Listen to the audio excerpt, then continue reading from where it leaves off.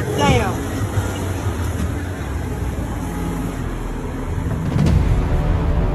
Πόσο ηλίθιος μπορεί να είναι κάποιος για να το κάνει αυτό.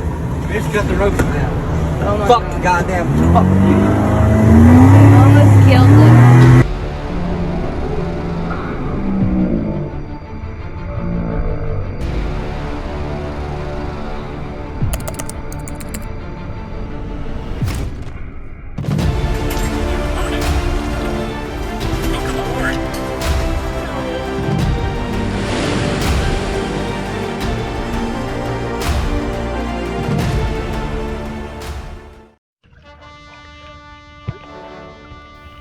Για να μην έχουμε αυτά τα αποτελέσματα στη θάλασσα, θα σας δώσω κάποιες συμβουλές. 7 σημεία συμβουλές για εστιοπλώους και σκαφάτους. Μόλις ολοκλήρωσες τη βασική εκπαίδευση και πήρες το πολυπόθητο δίπλωμα κυβερνήτη. Τη θεωρία την παίζεις λογικά στα δάχτυλα. Ναυτική ορολογία, ναυσιπλοεία, χάρτες, όργανα, μετεωρολογία έχουν γίνει πια δεύτερη φύση σου. Λέμε τώρα. Στην πρακτική είναι που υστερείς λιγάκι. Σε αυτό δηλαδή που θα σε κάνει πραγματικό κυβερνήτη. Πριν λοιπόν να βλώσεις ένα σκάφος και υποσχεθείς την παρέα σου απομονωμένους όρμους, μαγευτικές αμμουδιές και κοσμοπολίτικα λιμάνια, πριν αναμετρηθείς εν μπλό με τα κύματα και τον αέρα, άκου προσεκτικά αυτές τις συμβουλές. Για να μην πας όπου φυσάει ο άνεμος, διάλεξε ήρεμα και απόμερα νερά. Η εμπειρία σου δεν είναι ακόμη σε επίπεδο για δύσκολους ελιγμούς και απαιτητικό καιρό. Βγες στα νυχτά μόνον όταν οι συνθήκες είναι ιδανικές. Ελαφρύς άνεμος και χαλαρή κίνηση θα σου εξασφαλίσουν άνετη πλεύση και θα σου επιτρέψουν να απολαύσεις το ταξίδι σου χωρίς περιττές έγνοιες. Ναύλωσε μικρό σκάφος. Εννοείται, μπορεί η παρέα σου να αριθμεί καμιά ντουζίνα νοματέους. Καλό είναι ωστόσο στα πρώτα σου ταξίδια να μην τους φορτώσεις όλους μαζί. Όταν ήσουν νέος οδηγός, θα σκεφτόσουν να δοκιμάσεις τις ικανότητες σου στην οδήγηση πούλμα. Το ίδιο κόνσεπτ. Ένα μικρό σκάφος είναι ευκολότερο στο μανουβράρισμα και ανταποκρίνεται καλύτερα στις περιορισμένες ναυτικές δεξιότητές σου. Τα τρικάταρτα δεν είναι ακόμα για τα κυβικά σου. Ο σκοπός εδώ είναι να μην περιπλέξεις τη ζωή σου. Ακολούθησε τους κανόνες ασφαλούς πλεύσης.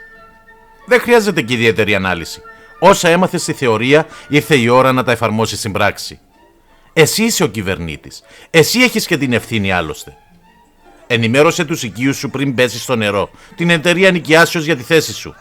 Εξήγησε στην παρέα σου το πλήρωμά σου, τις υποχρεώσεις τους, συντόνισε και οργάνωσε. Καλό είναι επίσης να γνωρίζεις κολύμπι. Αχρίαστο να είναι. Έσω έτοιμος. Καιρικές συνθήκες, άνεμος και παλήριες πρέπει να ελεγχθούν σχολαστικά πριν τον απόπλου. Η πρόγνωση του καιρού είναι ο μεγάλος σου σύμμαχος. Ούτε ο καιρός θέλεις να σε πιάσει κατά μεσής του πελάγου, ούτε και απροετοίμαστο θέλεις να σε βρει κακοκαιρία. Σιγουρέψου λοιπόν ότι έχεις εφοδιαστεί με επαρκείς προμήθειες, ρουχισμό και βασικό εξοπλισμό. Και αέρα στα πανιά σου. Ο άνεμος είναι η κινητήριος δύναμη του ιστιοπλοϊκού σου. Και αυτό που θα καταναλώνει την περισσότερη σκέψη σου.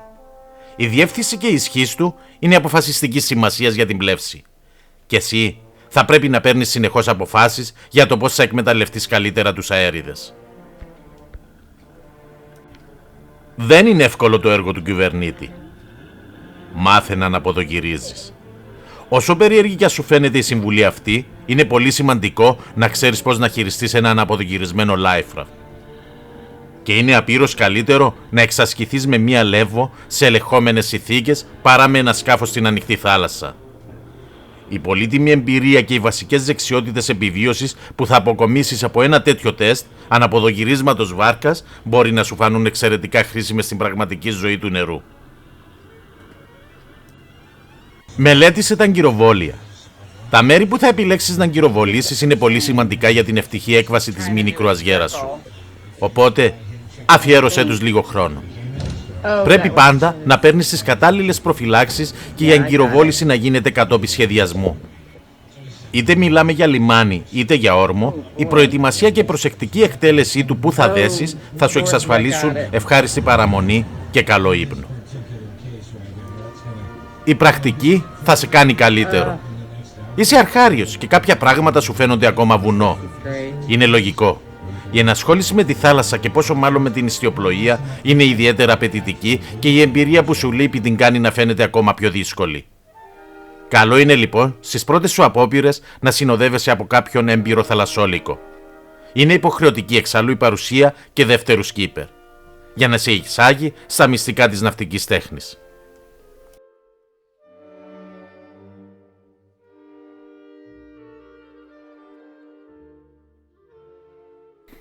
Τα βασικά του σκάφους και της ιστιοπλοείας είναι εύκολο να τα μάθεις. Αλλά για να γίνεις πραγματικός κυβερνήτης, θα χρειαστούν φουρτούνες και κάποια χρόνια εμπειρία στην πλάτη σου.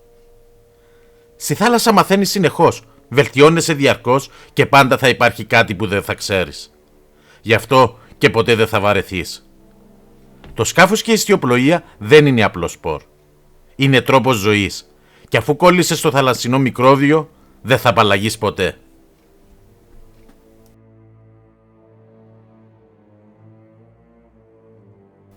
Σας ευχαριστώ πολύ που παρακολουθήσατε το βίντεο. Αν σας άρεσε, πατήστε το like και κάντε share.